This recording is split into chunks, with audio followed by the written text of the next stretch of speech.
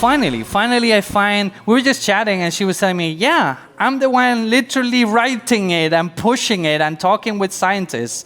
It's like, oh my God, finally we found the right person. So let's talk first about why having a quantum strategy matters. You know, Europe has been pushing around this idea of quantum is strategic for the region. You have the US pushing on one side, you have China pushing on the other side. So why is it so strategic? Oh, hello, everybody. Why quantum matters? Quantum matters because quantum technologies are really disruptive technologies. I mean, they are, the disruptive capacity of quantum technologies is outstanding, is huge. First of all, because data nowadays is very important for our society, and the huge quantum the huge capacity of quantum computers will get you access to every analysis of data you can imagine, but in the long term, not now, not now. I'm afraid not now.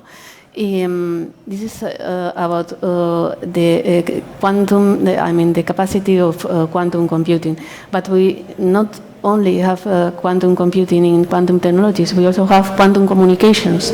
And as soon as you've got the capacity of quantum computing to break classical algorithms, then you need something to cope with this threat. I mean, you need quantum communication to secure your communications. Well, we're talking about cryptography here. So yes, cryptography, quantum cryptography, post-quantum cryptography, and you can understand that this is really strategic. The regions or countries who master the quantum technologies will enjoy a huge competitive advantage in comparison with other countries. And this is not one thing that you can develop in a short period of time. You need time to build skills, to build infrastructures, and to invest in research. Why not? You can see the journalists. We have the quantum metaverse or whatever happening in... No, I'm afraid not yet. Not yet at all. No. Beyond the obvious, I would say, defense, right? Department of Defense capabilities that you have with quantum. Which areas do you see? You're speaking with all these people. Which areas do you see that are more interest in developing and pushing here? Well, right now, the areas which got the highest TRL levels, the mature technology levels, are sensoring. And sensor really has a huge or very, very huge possibilities. Imagine that you can measure temperature in a very, very fine way, or you can measure electromagnetic waves or electromagnetic fields. All these things are going you can manage, for example, to test drugs in persons on wearables. You can't, not yet, but you will in the next future. You will be able to build wearables and manage to control the health situation of a person. That will give you some information about the that you can use in the develop of drugs, for example. But another very, very important thing is time. Measuring time. Atomic clocks and quantum clocks are the most precise clocks in the universe. And time is the mother of all measures. If you measure time, you can measure everything. So with a very fine clock, you would put we will know the exactly position of a thing. It's very important for satellite communications. Yeah. It's very important for defense because your ships will know exactly where they are. Well, there was a recent news that China was developing this quantum radar, and it scared the hell out of everyone, because that means that you can detect even stealth submarines, so nuclear launching stealth submarines, no matter where they are. Quantum communication so far is difficult to. So there are two segments: the terrestrial segment and the satellite segment. The satellite segment is so far the most developed. Why? Because in terrestrial communications, distance is the question. I mean, long distance is very difficult to assure the information. You will lose the information, quantum information, because of the distance. I mean, it's more easy that the quantum particles become decoherent. Yeah, exactly, and then you lose the information. It's more easy to do it via satellite. China is developing a network in the coast, a terrestrial network, but they put some quantum repetidores. Transductors. Transponders. Transponders, more or less, but not exactly it's that. It's not exactly the same. Yeah, in the secure places, they secure the places, and they put the transponders or repetidores. But it's maybe how can I say, This is prototype still, right? Yeah, maybe. So I'm not sure it will work in the long. No, it works, but I mean, it's not extremely secure. Okay. Yeah. And Europe in that way is developing two ways. In terrestrial communication, Spain is a leader. Is really a leader in quantum communication. You know, maybe you don't know, but in Madrid there is you're here to tell them that we are leaders in. Well, in Madrid there is the biggest communication ring in whole Europe. Madrid Quantum Communication Metropolitan Ring. This is the biggest and the first one. Yeah, we are pioneers in the terrestrial communication, in quantum terrestrial communication. We are the first ones. We demonstrated that there is possible quantum communication in fiber optic, which is wow. It's something that people don't know, but it's amazing. I mean, what Spain is doing. What is it connecting? Well, different things, but it's in the Castellana. It's part of the ring, and also the fence, so the headquarters of the fence, and other institutions. We'll need to investigate. So let me ask you a question with this, because quantum is not precisely a technology that's easy. You were saying yourself, like, not yet. This is there, but not yet. So what's the biggest issue that you find when it comes to trying to get talent around quantum or even advanced AI kind of models, but mostly quantum that we're talking with it? Well, there are several things. I mean, first is the interest of young people. There are few or much fewer than we would like to have. Let me check. We have a lot of young people listening to this, right? You feel young? Raise your hand. See? We have a lot of young people here interested in quantum. You need to talk to her later.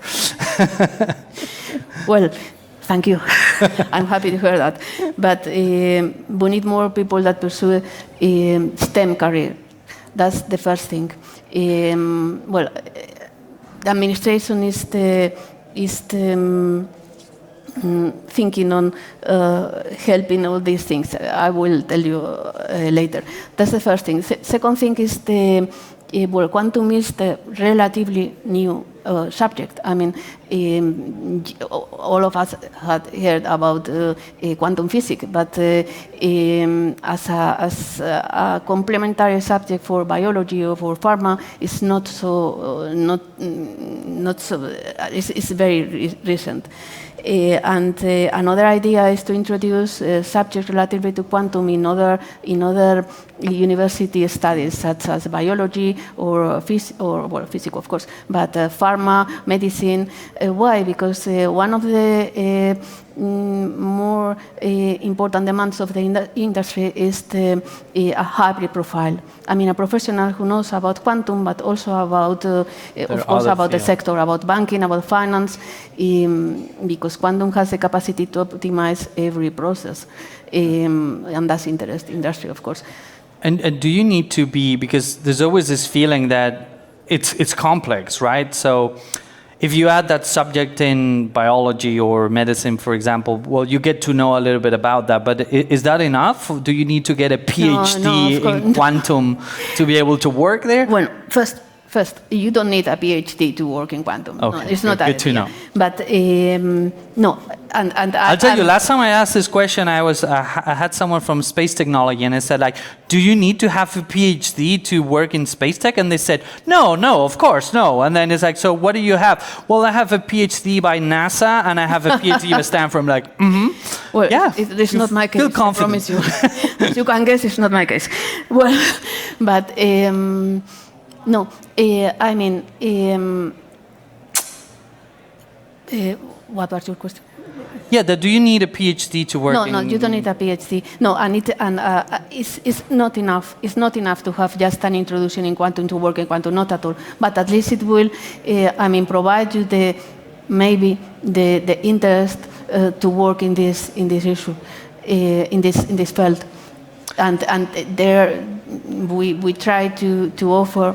We will try to boost the offer in the recapacitations course or seminars about. I was going to ask you, so what exactly as a strategy, what exactly is the administration doing to push this to, like, is it like specializing, or as you were saying, is it like doing a horizontal introduction, or both? More transversal idea. Yeah. Well, first, there is not yet a Spanish quantum strategy. We are working. It's working in process. It's nearly there.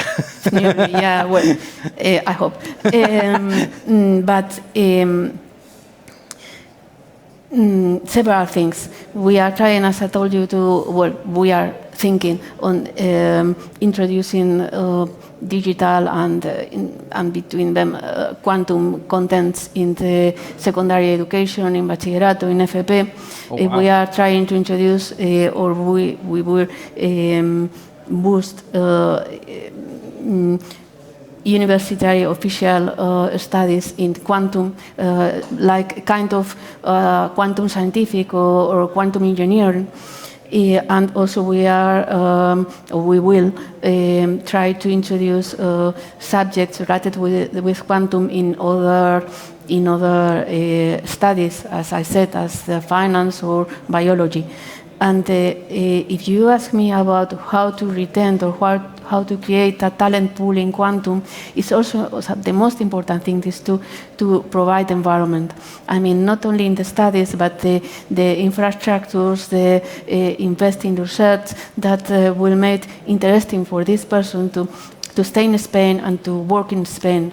Yeah, I was going to ask you, like the other part of the coin, right? The other face of the coin is once you're training them. This is, I would say, the usual thing that happens in this country. We train very good professionals and then eventually go and work elsewhere. So how do we manage to retain them here?